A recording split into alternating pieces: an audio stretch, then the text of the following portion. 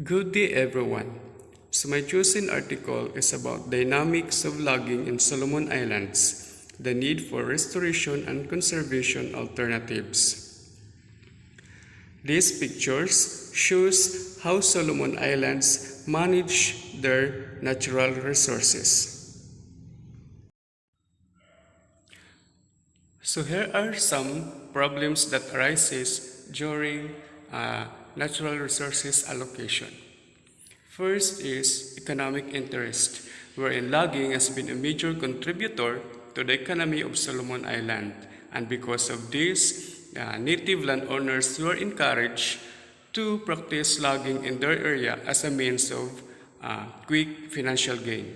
Second is corruption, wherein logging companies being exposed through illegal logging, tax evasion, bribery, and many more, wherein politicians and government officials were allegedly associated to these illegal deals and one of the protector of illegal practice. The next is poor employment condition. Since employees were contract basis, they are obliged to maximize their harvest in order to sustain their livelihood, even without medical, life, housing insurance.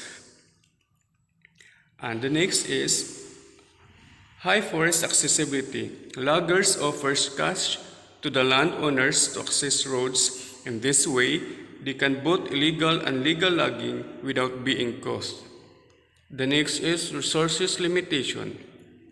Poor monitoring of the area due to the lack of transportation and human resources, wherein remote areas were not able to monitor. And contention on logging benefits. The last is lack of information. There are no policy pertaining to the re-entry logging to the country, causing this to near complete of unlogged forest. And here are some alternatives for restoration and conservation. First is direct seeding. Seeds were directly scattered throughout the disturbed landscapes.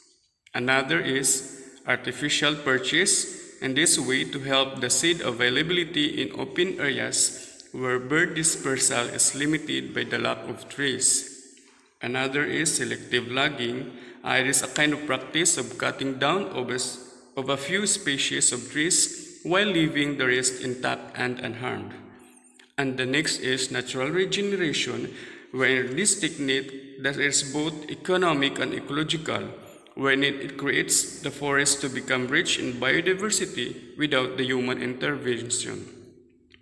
And the last is conservation concession.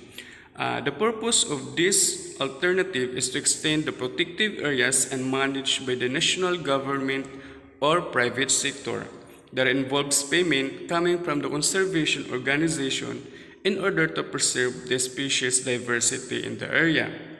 So, however, without appropriate political, economic, and social remedies to stop this current dynamics of logging, the restoration and alternatives may not be succeeded.